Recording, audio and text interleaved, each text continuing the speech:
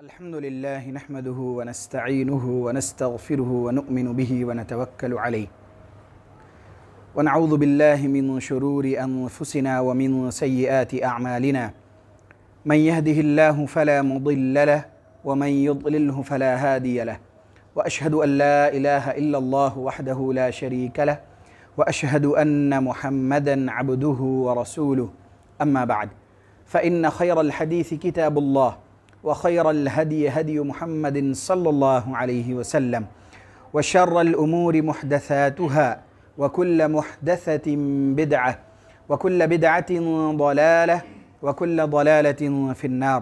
قال الله تبارك وتعالى في القرآن الكريم: أعوذ بالله من الشيطان الرجيم يا أيها الذين آمنوا اتقوا الله حق تقاته ولا تموتن إلا وأنتم مسلمون. وقال تعالى في موضع آخر: بسم الله الرحمن الرحيم يا أيها الناس اتقوا ربكم الذي خلقكم من نفس واحدة وخلق منها زوجها وبث منهما رجالا كثيرا ونساء واتقوا الله الذي تساءلون به والأرحام إن الله كان عليكم رقيبا. وقال تعالى في موضع آخر: أعوذ بالله من الشيطان الرجيم يا أيها الذين آمنوا اتقوا الله وقولوا قولا سديدا يصلح لكم أعمالكم ويغفر لكم ذنوبكم ومن يطع الله ورسوله فقد فاز فوزا عظيما. تمام قسم کے تعریفات و توصیفات، کبریائی و بڑائی، حمد و ثنا صرف اور صرف اس اللہ رب العالمین ہی کے لیے لائق و زیبا اور سزاوار ہے جس نے سارے جہاں کو بنایا، جو سارے جہاں کا خالق و مالک ہے اور سارے جہاں کے نظام کو بخوبی چلانے والا ہے۔ بعدہ بے شمار درود و سلام نازل ہو نبی آخر الزماں محمد عربی صلی اللہ علیہ وسلم پر۔ حاضرین جمعہ، گزشتہ ہفتہ جس عنوان پر آپ کے سامنے باتیں آئی تھیں، اسی عنوان پر کچھ اور باتیں آج کے اس خطبے میں بھی آپ کے سامنے انشاءاللہ آئیں گی۔ عنوان تھا خوف الہی، خشیت الہی، کہ ہمارے دل میں اللہ تبارک و تعالیٰ کا خوف ہو۔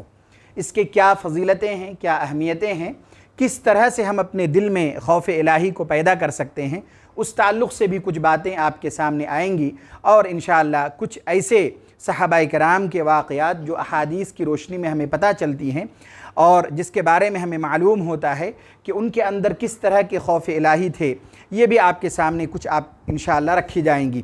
چنانچہ کچھ فضیلتوں کے تعلق سے کچھ باتیں گزشتہ ہفتہ آپ کے سامنے آئی، اسی کو آگے بڑھاتے ہوئے خوف الہی رکھنے والے جہنم میں داخل نہیں ہوں گے۔ اس تعلق سے ایک روایت گزشتہ خطبے میں بھی آپ کے سامنے آئی، ترمذی کی ایک روایت ہے جو ابھی آپ کے سامنے رکھی جاتی ہے۔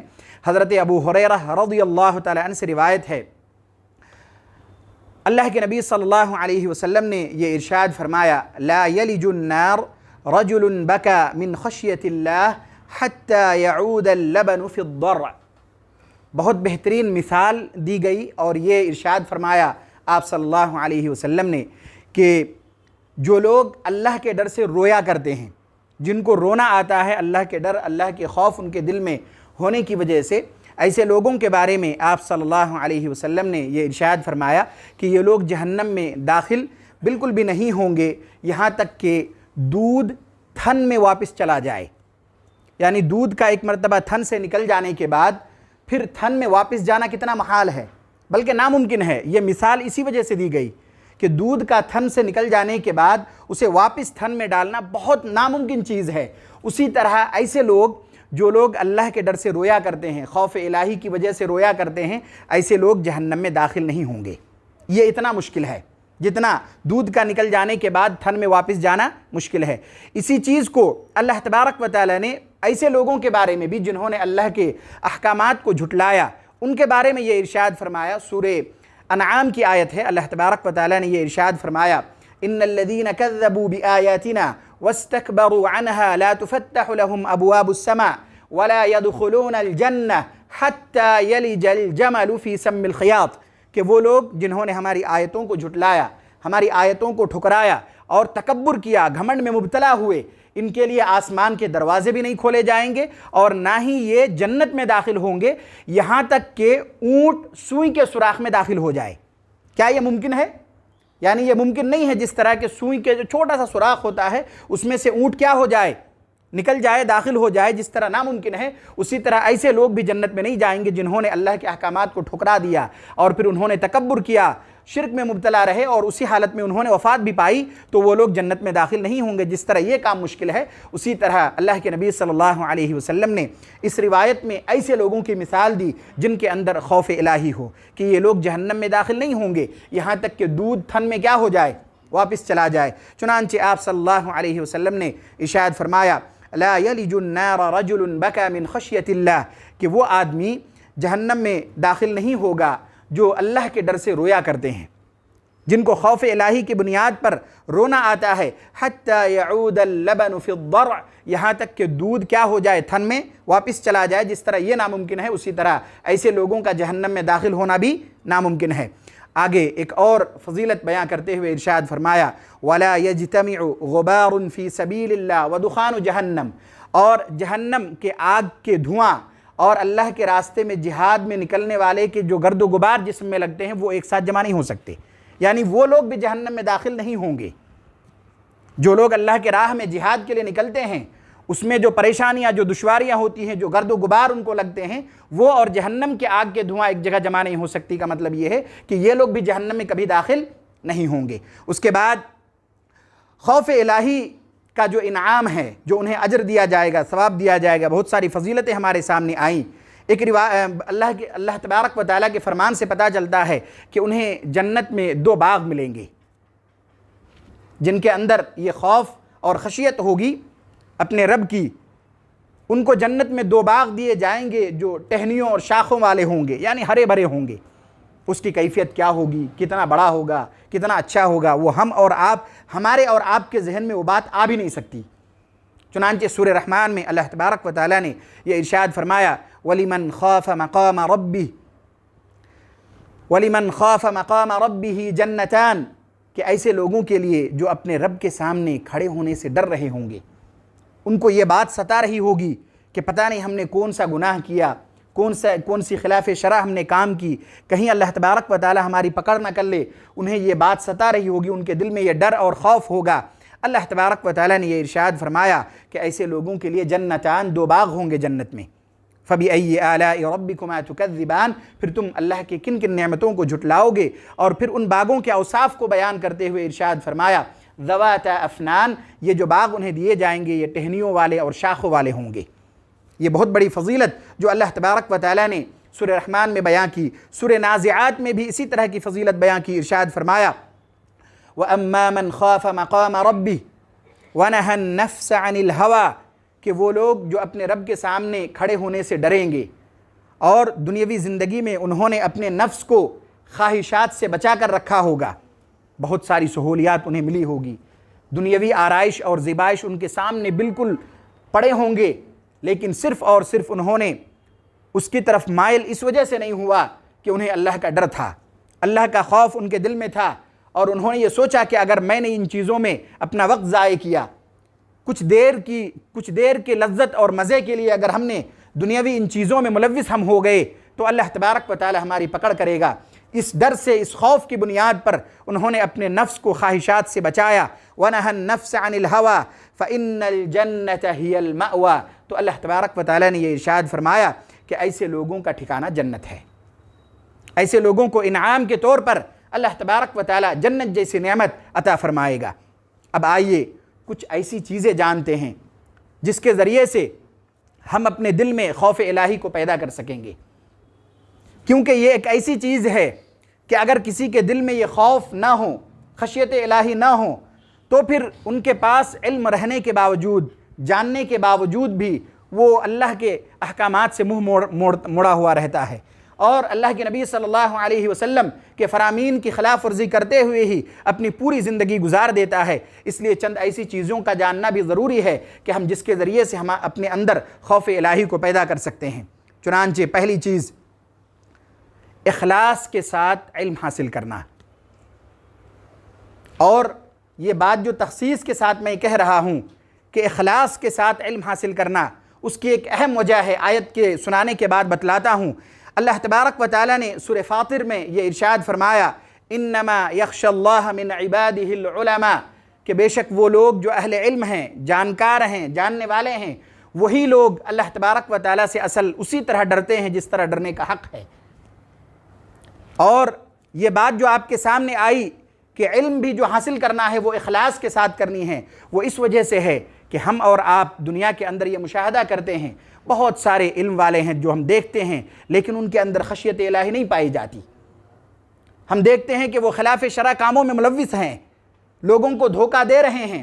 کیا ہم میں سے کون نہیں جانتا کہ اللہ تبارک و تعالیٰ کا مقام و مرتبہ کیا ہے، اللہ کے احکامات کیا ہے، قرآن و سنت کے احکامات کیا ہے، ہمیں زندگی کس طرح گزارنی ہے، لوگوں سے معاملات کس طرح کرنے ہیں، پڑوسیوں کے حقوق کس طرح ادا کرنے ہیں، اپنے ماتحتوں کے حقوق کس طرح ادا کرنے ہیں، یہ ساری چیزیں ہم جان رہے ہیں، اس کا ہمیں علم ہے، لیکن اس کے باوجود ہم اس کی خلاف ورزی کرتے ہیں۔ اس کی کیا وجہ ہے؟ دروس میں شامل ہونا یا کسی اداروں میں داخلہ لینا، علم حاصل کرنا اور صرف اسے حاصل کر لینا، اس کے باوجود ہم دیکھتے ہیں کہ خوف الہی ہمارے دل میں نہیں ہے۔ کیا وجہ ہے؟ اس کی وجہ صرف یہ ہے کہ یہ علم اگر اخلاص کے ساتھ حاصل نہ کی گئی تو پھر خوف الہی بھی نہیں آئے گی۔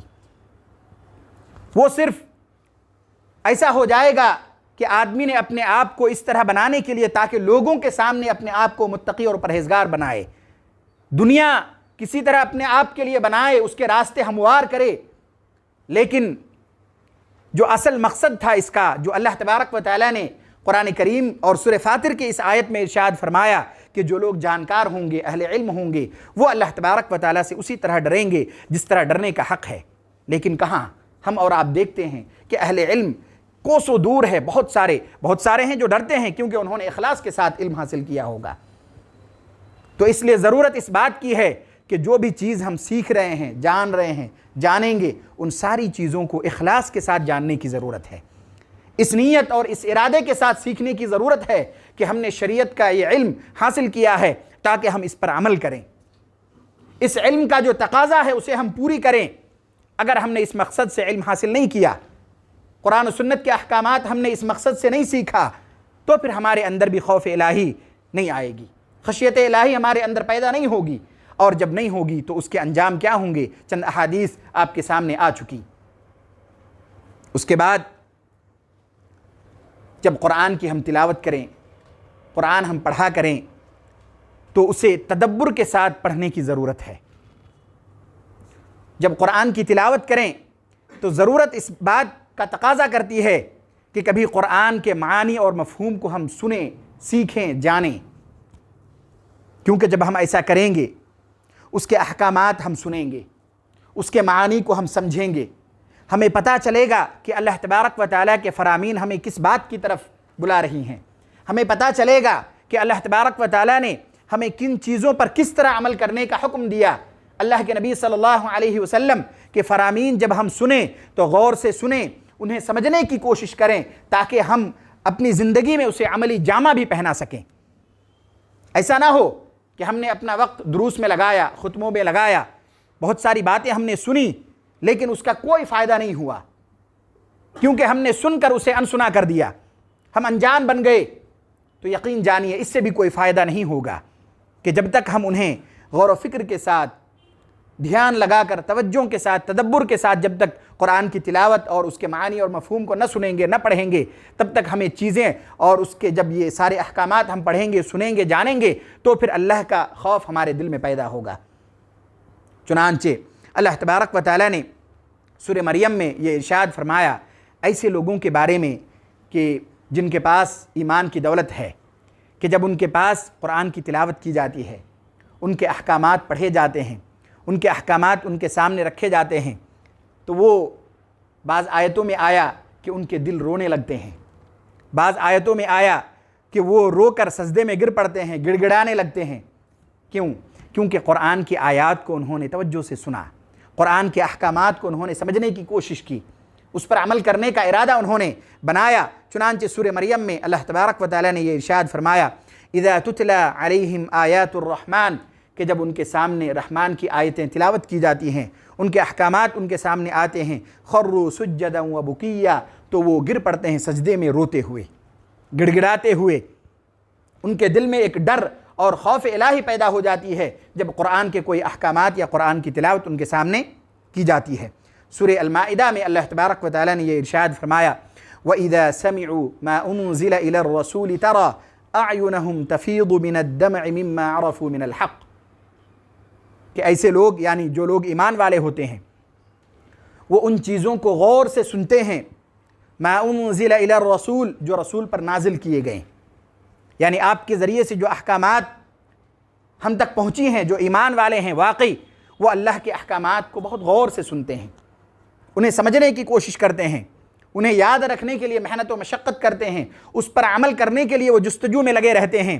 وَإِذَا سَمِعُوا مَا أُنزِلَ إِلَى الرَّسُولِ تَرَى أَعْيُنَهُمْ تَفِيضُ مِنَ الدَّمْعِ مِمَّا عَرَفُوا مِنَ الْحَقِّ، اور جب وہ حق بات کو جان لیتے ہیں، کسی احکام کو جان لیتے ہیں، اس کے کرنے کے اجر، اس کے نہ کرنے کی جو سزا ہے اسے جان لیتے ہیں، تو اللہ تبارک و تعالیٰ نے یہ ارشاد فرمایا تَرَى أَعْيُنَهُمْ تَفِيضُ مِنَ الدَّمْعِ مِمَّا عَرَفُوا مِنَ الْحَقِّ، کہ آپ دیکھیں گے کہ ان کی آنکھوں سے آنسو بہہ پڑتے ہیں جب وہ حق بات کو جان لیتے ہیں، جب انہیں اس بات کا علم ہوتا ہے کہ اگر ہم نے یہ کام کیا تو ہمیں اجر ملیں گے، اگر ہم نے نہیں کیا، خلاف ورزی کی، تو اللہ تبارک و تعالی ہماری پکڑ کرے گا اور کہیں ہمیں عذاب میں مبتلا نہ کر لے، اس بات کو سوچ سوچ کر ان کی آنکھوں سے کیا ہو جاتے ہیں؟ آنسو بہہ پڑتے ہیں۔ اللہ تبارک و تعالی نے قرآن کریم میں یہ بات ایسے لوگوں کے بارے میں بیان فرمایا جو لوگ ایمان میں مضبوط ہیں، ایمان والے ہیں۔ تَرَى أَعْيُنَهُمْ تَفِيضُ مِنَ الدَّمْعِ مِمَّا عَرَفُوا مِنَ الْحَقِّ، اور اتنی باتوں پر وہ اکتفا نہیں کرتے بلکہ وہ آگے کہتے ہیں یقولون ربنا آمنا فاکتبنا مع الشاہدین، وہ کہتے ہیں اے ہمارے رب، ہم نے اسے ایمان، ان باتوں پر ایمان لایا جو تیری جانب سے نازل کیا ہوا ہے، لہٰذا تو ہمیں ان لوگوں میں شمار کر لے جو اسے قبول کرنے والے ہیں، جو اس کی گواہی دینے والے ہیں، جو اس پر عمل کرنے والے ہیں، تو ان لوگوں میں سے ہمیں شمار کر لے۔ بخاری کی روایت ہے، حضرت عبداللہ بن مسعود رضی اللہ تعالیٰ عنہ سے روایت ہے، وہ کہتے ہیں کہ اللہ کے نبی صلی اللہ علیہ وسلم نے مجھ سے یہ ارشاد فرمایا اقرأ علیہ، کہ مجھے قرآن پڑھ کر سناؤ۔ حضرت عبداللہ بن مسعود رضی اللہ تعالیٰ عنہ کہتے ہیں کہ مجھ سے اللہ کے نبی صلی اللہ علیہ وسلم نے یہ ارشاد فرمایا کہ مجھے قرآن پڑھ کر سناؤ۔ جب یہ بات حضرت عبداللہ بن مسعود رضی اللہ تعالیٰ عنہ سنے تو ان کو تھوڑی ہیبت ہوئی، تو انہوں نے کیا کہا کہ اللہ کے نبی صلی اللہ علیہ وسلم اقرأ علیک وعلیک انزل، میں آپ کو پڑھ کر سناؤں؟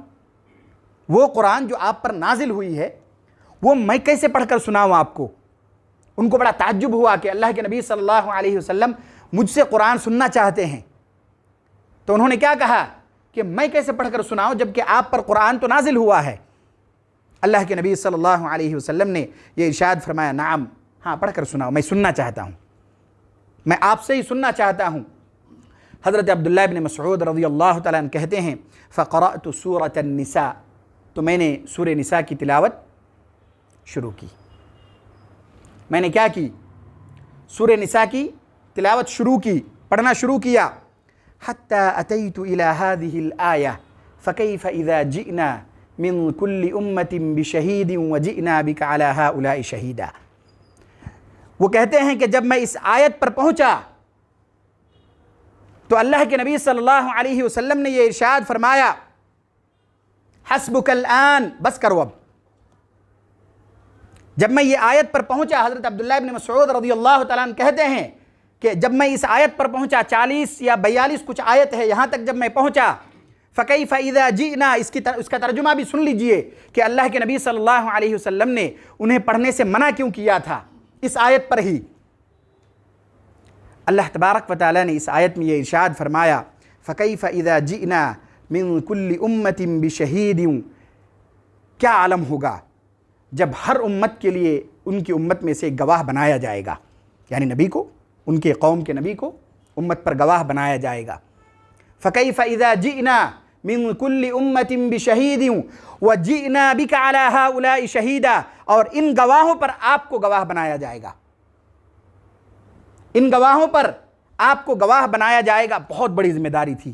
اللہ کے نبی صلی اللہ علیہ وسلم نے جب یہ بات سنی، قرآن کی تلاوت یہاں تک پہنچی، انہوں نے کہا بس کرو اب۔ حضرت عبداللہ بن مسعود رضی اللہ تعالیٰ عنہ کہتے ہیں کہ جب میں اس آیت پر پحنچا تو آپ نے کہا حسبک الآن، اب بس کر دو یہاں تک۔ حضرت عبداللہ بن مسعود رضی اللہ تعالیٰ عنہ آگے کہتے ہیں فَالْتَفَتُّ إِلَيْهِ فَإِذَا عَيْنَاهُ تَضْرِفَانِ، میں نے اللہ کے نبی صلی اللہ علیہ وسلم کی طرف دیکھا ایسے آنکھوں سے، یعنی آنکھ اٹھا کر میں نے دیکھا آپ کی دونوں آنکھیں آنسو سے تربتر تھے، آپ کے آنسو بہہ رہے تھے۔ جب آپ نے قرآن کے یہ احکامات سنی اور آپ پر اتنی بڑی ذمہ داری کہ گواہوں پر آپ کو گواہ بنایا جائے گا، تو آپ کی آنکھوں سے کیا ہو گئے؟ آنسو بہہ پڑے۔ آپ نے کہا بس کرو اب۔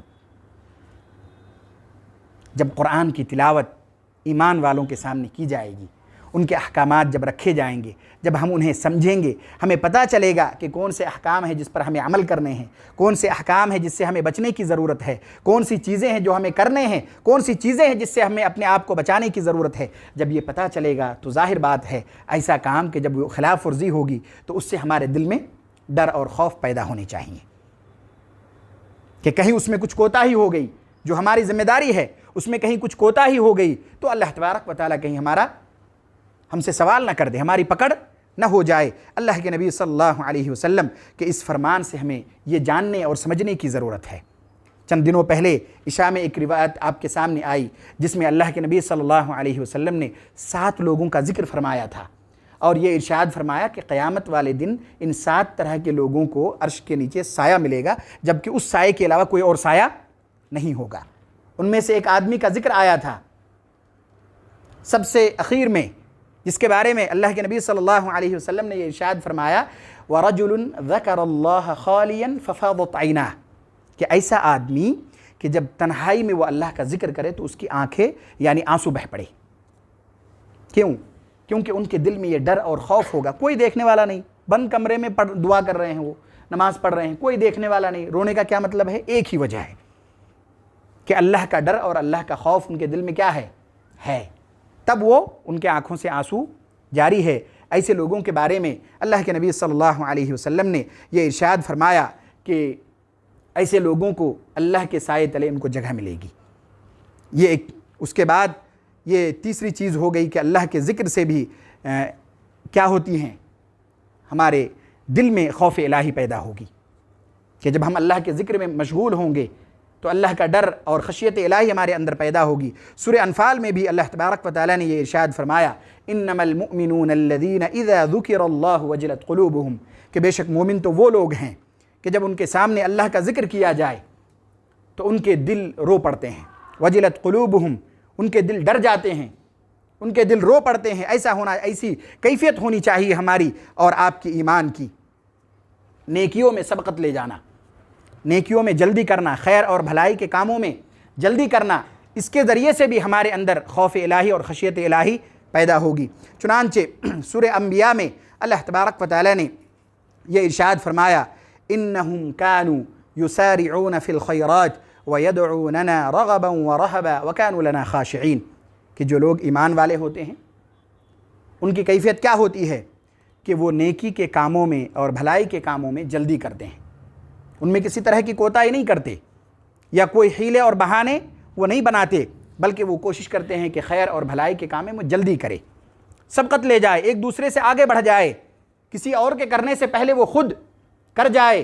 اور ساتھ میں ایسے لوگوں کی کیفیت کو بیان کرتے ہوئے اللہ تبارک و تعالیٰ نے یہ ارشاد فرمایا وَيَدْعُونَنَا رَغَبًا وَرَهَبًا، اور ساتھ ساتھ وہ اللہ سے دعا بھی کرتے ہیں امید رکھتے ہوئے اور ڈرتے ہوئے۔ امید اس بات کی کہ اللہ تبارک و تعالیٰ جو بھی گناہ ہوا اسے کیا کر دے، معاف کر دے، اس بات کی وہ امید لگائے رہتے ہیں، اور اس بات سے بھی ڈرتے رہتے ہیں کہ کہیں کچھ چھوٹ جائے، کچھ گناہ ہم سے ہو جائے تو کہیں اللہ تبارک و تعالیٰ ہماری پکڑ نہ کر لے۔ وَكَانُوا لَنَا خَاشِعِينَ، اور اللہ تبارک و تعالیٰ نے یہ ارشاد فرمایا کہ ایسے ہی لوگ ہیں جو ہم سے ڈرتے رہتے ہیں۔ اس کے بعد آئیے قیامت کی ہولناکی کو یاد کرنے سے بھی ہمارے اندر خشیت الہی پیدا ہوگی۔ ظاہر بات ہے کہ جب قیامت قائم ہوگی کیسا معاملہ ہوگا، قرآن و حدیث میں بہت ساری چیزیں اس کی کیفیات کو بیان کرتے ہوئے بیان کیا گیا، ذرات، پہاڑ سب اڑ رہے ہوں گے، سب ایک دوسرے کا کوئی کسی کو خیال نہیں ہوگا، ہر آدمی اپنے طور پر پریشان ہوں گے، کیسی کیفیت ہوگی۔ اس طرح کی چیزوں کو یاد کرنے سے بھی کیا ہوتا ہے، انسان کے دل میں خشیت الہی پیدا ہوتی ہے۔ سورہ حج میں اللہ تبارک و تعالیٰ نے یہ ارشاد فرمایا یا ایھا الناس اتقوا ربکم، کہ لوگو تم اپنے رب سے ڈرتے رہو۔ تم اپنے رب سے ڈرتے رہو.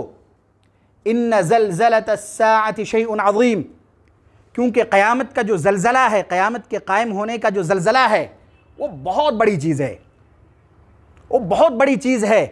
اور آگے اس کے کچھ نمونے بیان کرتے ہوئے ارشاد فرمایا کہ یہ کیوں بڑی چیز ہے کہ جب یہ قائم ہوگی، یوم ترونہا تذہل کل مرضعۃ عما ارضعت. ماں کو اپنے دودھ پیتے بچے سے کتنی محبت ہوتی ہے، تول سکیں گے؟ کوئی بولتا نہیں دودھ نہیں پلا چھوڑ دو، چھوڑ دیں گی وہ؟ حالت اور کیفیت کیسی بھی ہو جائے چھوڑے گی وہ اپنے بچوں کو دودھ پلانا؟ کوئی بھی ماں چھوڑے گی؟ چھوٹا سا بچہ ہے، دودھ نہ پلائے تو پریشان ہو جائے، ہو سکتا ہے مر جائے، کسی بھی کیفیت میں آ جائے، وہ جب تک اپنی جان نہ دے دے وہ چھوڑے گی کہ اپنے بچوں کو نہیں دودھ نہیں پلاتے میں جانے دو؟ اللہ تبارک و تعالیٰ نے یہ ارشاد فرمایا یوم ترونہا تذہل کل مرضعۃ عما ارضعت. لیکن قیامت والے دن ہولناکی ایسی ہوگی کہ ہر ماں دودھ پلانے والی بچی کو بھی چھوڑ دے گی. ایسی ہولناکی ہوگی کہ ماں اپنے دودھ پلانے والی بچی کو کیا کر دے گی؟ چھوڑ دے گی. اللہ تبارک و تعالیٰ نے یہ ارشاد فرمایا کہ آپ دیکھیں گے کہ دودھ پلانے والی مائیں اپنے بچیوں کو چھوڑ دے گی. ایسی کیفیت ہوگی. اب اندازہ لگائیے کہ کیفیت ہوگی کیسے. وَتَضَعُ كُلُّ ذَاتِ حَمْلٍ حَمْلَهَا، اور جو حاملہ عورتیں ہوں گی ان کا حمل خود بخود ساقط ہو جائے گا اس کیفیت کے ڈر اور ہولناکی کی وجہ سے. وَتَضَعُ كُلُّ ذَاتِ حَمْلٍ حَمْلَهَا. اللہ تبارک و تعالیٰ نے آگے یہ ارشاد فرمایا وَتَرَى النَّاسَ سُكَارَى وَمَا هُمْ بِسُكَارَى وَلَكِنَّ عَذَابَ اللَّهِ شَدِيدٌ. اللہ تبارک و تعالیٰ نے آگے یہ ارشاد فرمایا کہ آپ لوگوں کو دیکھیں گے ایسا محسوس ہوگا وہ پاگل ہو گئے ہیں، یعنی ان کی کیفیت اس قیامت کے ہولناکی کی وجہ سے ایسی ہوگی وَتَرَى النَّاسَ سُكَارَى کہ وہ بے ہوش ہو گئے ہیں لیکن وہ ہوں گے نہیں. یہ جو کیفیت لوگوں کی ہوگی وہ کیوں ہوگی؟ کیونکہ یہ قیامت کی ہولناکی کی وجہ سے ان کی ایسی حالت ہوگی. قیامت کی ہولناکیوں کی وجہ سے ان کی یہ کیفیت ہوگی کہ آپ لوگوں کو سمجھیں گے کہ وہ بے ہوش ہو گئے ہیں، پاگل ہو گئے، لیکن ہوں گے نہیں وہ اس کیفیت کی وجہ سے ان کی یہ حالت ہو جائے گی. وَلَكِنَّ عَذَابَ اللَّهِ شَدِيدٌ، اور اللہ تبارک و تعالیٰ کا عذاب کیا ہے؟ بہت سخت ہے. تو جب اس طرح کی چیزیں ہم یاد کریں گے، اسے سنیں گے، اسے سمجھیں گے، تو ظاہر بات ہے ہمارے دل میں اللہ کا خوف اور اللہ کا ڈر کیا ہوگا؟ پیدا ہوگا. آپ نے ابھی محسوس کیا ہوگا کہ قرآن کی ایک آیت آپ کے سامنے، بہت ساری حدیثیں بھی ہیں اس تعلق سے، ہے نا، کہ قیامت کی جو ہولناکیاں ہوں گی جب ہم انہیں سمجھیں گے سنیں، ابھی آپ نے محسوس کیا ہوگا، ایسا لگا ہوگا کیسی کیفیت ہوگی، تو ایک ڈر سا اپنے اندر پیدا ہو گیا ہوگا.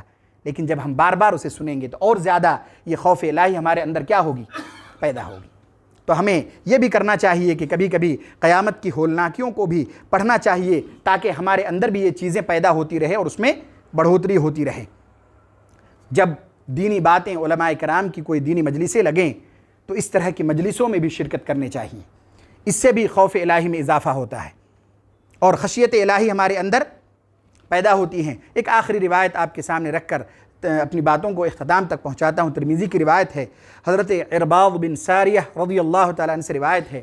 وہ کہتے ہیں وعظنا رسول اللہ صلی اللہ علیہ وسلم یوما بعد صلاة الغداة موعظة بلیغہ، کہ ایک دن اللہ کے نبی صلی اللہ علیہ وسلم نے فجر کی نماز کے بعد، غدات صبح کی نماز کے بعد آپ نے بہت بلیغ خطبہ دیا، یعنی آپ نے کچھ تقریریں کی، بہت بلیغ تھا وہ، بہت اچھے انداز میں آپ نے ہمارے سامنے وعظ و نصیحت کی. صحابی کہتے ہیں یعنی عرباض بن ساریہ رضی اللہ تعالیٰ عنہ کہتے ہیں وَظَرَفَتْ مِنْهَا الْعُيُونَ وَوَجَلَتْ مِنْهَا الْقُلُوبُ، کہ جو لوگ وہاں بیٹھے تھے، جو آپ کی باتیں سن رہے تھے، ان کی آنکھوں سے آنسو جاری ہو گئے اور ان کے دل ڈر گئے. جب آپ نے یہ باتیں کی، جو تقریریں کی، ان باتوں کو سننے کے بعد وہاں بیٹھے لوگوں کے آنکھوں سے آنسو جاری ہو گئے اور ان کے دل ڈرنے لگے. تو جب ہم اس طرح دینی مجلسوں میں بیٹھیں گے، جنت کے تذکرے سنیں گے، خوشی محسوس ہوگی. جب ہم اپنے آپ کو اسی طرح پائیں گے، جہنم کے عذاب کے متعلق جب ہم سنیں گے تو ہمارے اندر یہ ڈر اور خوف پیدا ہوگا، پھر جذبہ پیدا ہوگا کہ ہم خیر اور بھلائی کے کام میں اپنے آپ کو آگے کریں. یہ چند چیزیں آپ کے سامنے اس عنوان سے متعلق رکھی گئی. انشاءاللہ آئندہ ہفتہ کچھ اور چیزیں بھی آپ کے سامنے رکھی جائیں گی۔ اخیر میں اللہ تبارک و تعالیٰ سے دعا ہے کہ اللہ تبارک و تعالیٰ ہم سب کے دلوں میں خوف الہی پیدا فرما دے۔ یا الہ العالمین ہم میں سے جو لوگ پریشان حال ہیں ان کی پریشانیوں کو دور فرما دے۔